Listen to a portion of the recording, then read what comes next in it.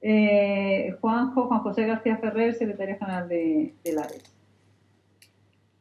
Buenos días a todas y a todos. Muchas gracias por conectaros y muchas gracias a Grupo Senda por darnos a todos esta oportunidad de poner de manifiesto qué son las residencias de mayores y cuál es el trabajo que realizamos, el diagnóstico que hacemos, los retos que tenemos. Desde Lares creemos que, desde el tercer sector de acción social, creemos que equivocarse es de humanos. Y incluso a uno le puede venir encima una situación muy por encima de lo que esperaba, pero lo que no le puede pasar es dos veces. Nunca ha sido verdad que en nuestro país no se supiera lo que podía pasar, porque Lares desde el 11 de marzo lo estuvo avisando al Gobierno de España en sendos escritos, y la Unión Europea lo sabía, con sendos escritos a través de la Red Europea de Envejecimiento. Nunca fue verdad tampoco, por lo tanto, que no hubiera experiencias previas. Sabíamos lo que estaba pasando en Italia, sabíamos que en Lombardía el 20% de los servicios sociales estaban en riesgo de cierre y muchos de ellos estaban directamente cerrando por la imposibilidad de contratar, por ejemplo, a trabajadores. Sabíamos a través de los cuerpos diplomáticos que en 24 horas daban información de lo que pasaba en cada sitio, que la situación era especialmente crítica en determinados lugares en donde se cometían los mismos errores que luego se han cometido en España. A partir de este elemento principal, sabíamos que iba a ser muy difícil una autoridad que coordinara todo por nuestro propio modelo territorial. Y todo eso lo que nos lleva es a reflexionar para que lo que no pueda ser es que el error sea una forma de vida. Y nosotros, que creo que en ese sentido hemos tratado de ser muy exigentes desde el primer momento con todas las administraciones, tenemos que decir que las administraciones, una vez más, no están a la altura de las circunstancias en la desescalada. Ninguna.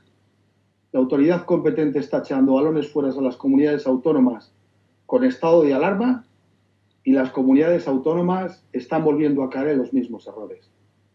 Porque ningún plan de contingencia está preveyendo dar una respuesta a cuestiones que en su origen han sido causa de los problemas. La primera, que el ámbito sanitario asuma sus responsabilidades, porque el sistema público de sanidad no ha estado a la altura de sus profesionales. No lo ha estado en nuestro país. Y sigue sin estándolo en este momento, porque sigue trabajando, no tanto yo creo, desde el desconocimiento de lo que es una residencia de mayores, sino desde el intento permanente y persuasivo desde hace muchos años de derivar una sanidad low cost al ámbito de las residencias de mayores para no hacer frente a las tremendas reformas estructurales que necesita el sistema sanitario en nuestro país, para pasar de un modelo de agudos a un modelo de crónicos. Y por lo tanto es una situación de comodidad en donde permanentemente no están dando su brazo a torcer y están dando a entender que las residencias de mayores deben ejercer unos roles que no son. No dejan de ser, por lo tanto, cortinas de humo muchas de las declaraciones públicas que se producen, afianzadas en esa idea, ¿no?, de intentar conciliar intereses para que se haga una sanidad low cost en nuestro país paralela al sistema sanitario. Por eso, como bien decía alguno de los anteriores intervinientes, siguen sin dar una respuesta a una obligación que es normal en un servicio público que ha sido considerado obligatorio hasta tal punto que la normativa ha impedido reducir plantilla o cerrar centros.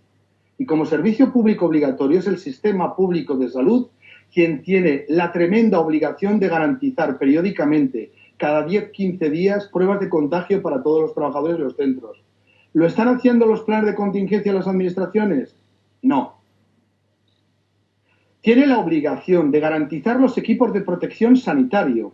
No estoy hablando de una mascarilla quirúrgica, no estoy hablando de un guante, estoy hablando de cualquier equipo que es propio de un ámbito hospitalario.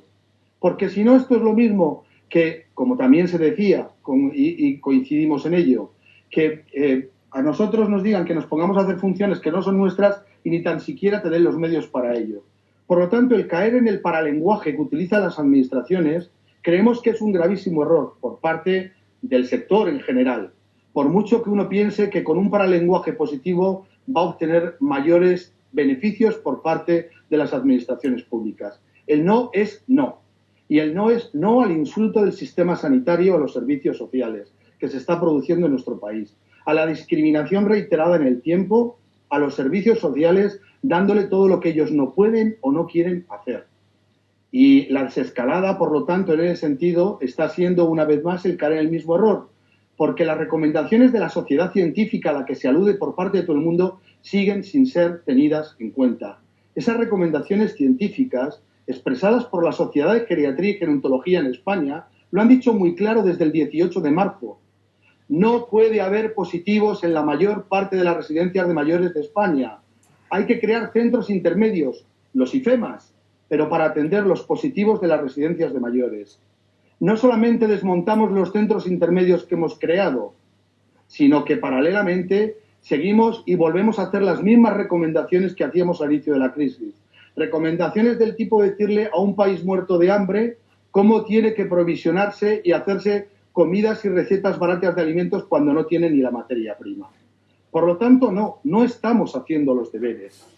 Y lo que no se puede hacer tampoco es dictar recomendaciones ni normas sin tener ni la más remotera idea de lo que son los servicios sociales, porque se prestan desde el ámbito sanitario estos protocolos. Si hay algo que es consustancial y natural a los servicios sociales, es el contacto personal. Cuando no hay contacto personal, no hay servicios sociales. Hay ventanillas únicas. Un médico podrá operar por un robot. Una persona no puede atender a otra persona sin contacto personal. Y crear protocolos desconociendo esta realidad, al final, es dejar el discurso de la atención centrada a la persona solamente en un ámbito del recorrido lindo de las palabras, pero no de las realidades. Hay muchos elementos que, como sector, se están supliendo las carencias de las administraciones. Y tenemos, parece, la dicotomía de que no vamos a ser nosotros los que rompan la prevención comunitaria o no seamos nosotros desde las residencias de mayores los que evitemos la recuperación económica y social. Y eso, ese discurso, ese paralenguaje, pone de manifiesto otro gran problema. Esto no es una crisis humanitaria, esto no es una crisis económica y es una crisis sanitaria. Lo que está viviendo nuestro país y Europa, el mundo desarrollado, es una crisis de valores, es una crisis humanitaria. Y como tal crisis humanitaria y valores, debe de ser analizada. Si todo eso que es lo importante no entra en el foco de atención y del debate, estaremos cayendo en los paralenguajes y las cortinas de humos que otros nos ponen.